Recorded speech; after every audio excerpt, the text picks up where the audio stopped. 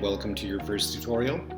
This tutorial will last for about 5 minutes and I will be explaining some important information about your English classes. So the topic that I would like to talk about is this: how to express certainty in English. So first of all, and in order for you to understand what certainty is, I would like to explain that concept. Certainty is an assured fact, something you understand will happen. You are 100% sure that that action, that situation will happen in the future. And I'm going to give you a couple of examples. Let's see. What happens, guys, after a month of studying English? After a month of practicing and solving exercises? Well, we understand that at the end, you all will have an exam. That is an assured fact.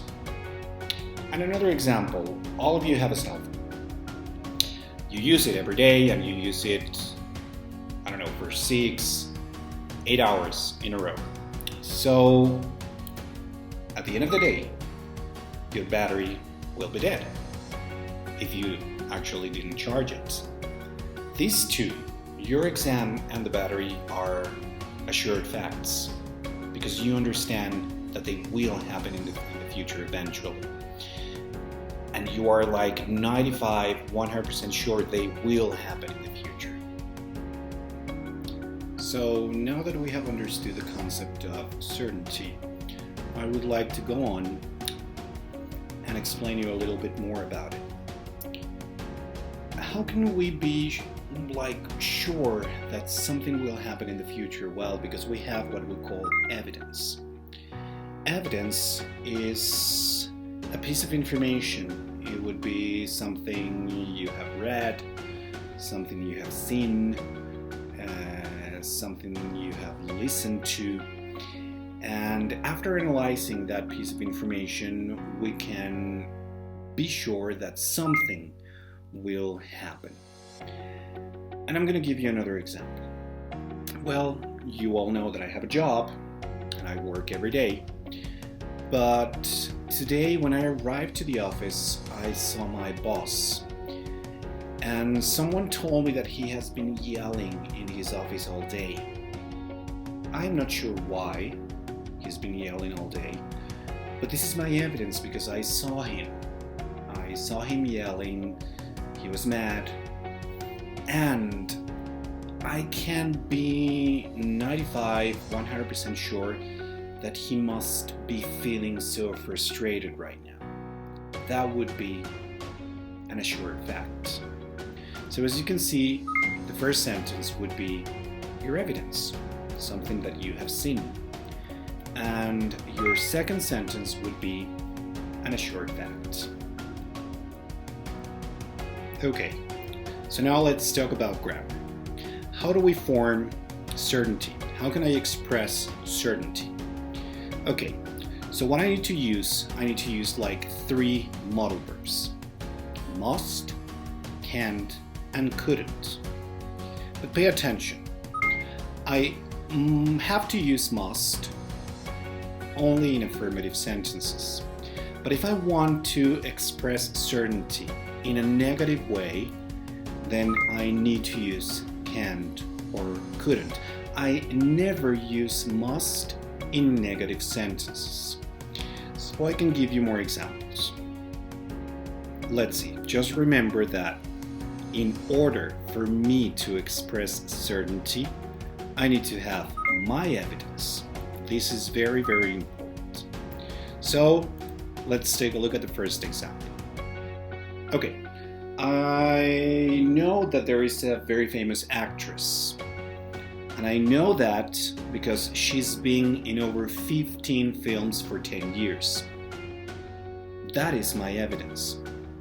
So what can I say about her? Well, I guess she must be very well known. Remember, evidence, so you can express certainty. The second example. I saw you. You just got out of bed. And you know what? It's 11:30 a.m. Oh my God. All right, so What can I say about that? Well, I'm pretty sure you can't be tired now. That's what I am certain about. I am expressing that you cannot be tired because, my God, you had slept for 10, 11 hours. Very well. So we have checked how to express certainty in the present. Actually, it's very easy. Do you remember? Yes. We need to use 3 modal verbs: must, can't, and couldn't. So what happens if I want to express certainty in the past? It is actually very, very simple. So remember, we need 3 modal verbs: must, can't, and couldn't. Must, I only use it in affirmative sentences, and can't and couldn't, I only use them in negative sentences to express certainty in the present. But what happens if I want to express something in the past? We need to use an auxiliary verb. In this occasion, the auxiliary verb would be have, and right after that, I need to use the past participle of the verb. When I use all of this together, I am expressing certainty in the past. Let's take a look at some examples. Just remember one thing: if you want to express certainty in the past, you need some evidence in the past, and then, well, you can express certainty in the past. Yesterday, I really wanted to see my boss, but I couldn't find her. So I asked the secretary where she was, and she told me this.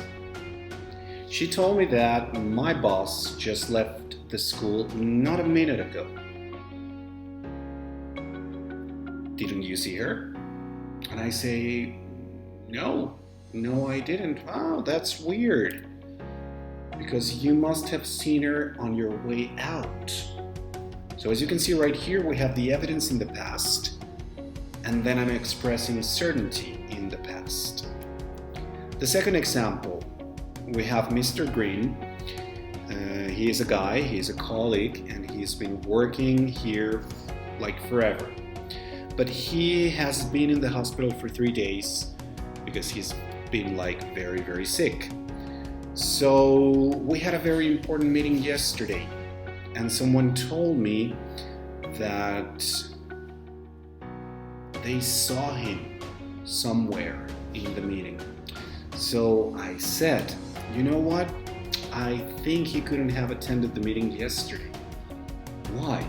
Because he was in the hospital. So as you can see right here, we are actually expressing certainty in the past. We are using modal verbs, and right after the modal verb, we need to use the auxiliary verb, which is have, and then the verb in past participle. If we do this, then we are expressing certainty in the past. Well guys, thank you very much. I think that's it. So if you have any questions, if you have any doubts, please contact me. I'm gonna be here, so you can actually send me an email or a private message in Google Classroom, and I'll be more than happy to answer all your doubts. So thank you very much. Have an excellent day, and well, see you next time. Thank you.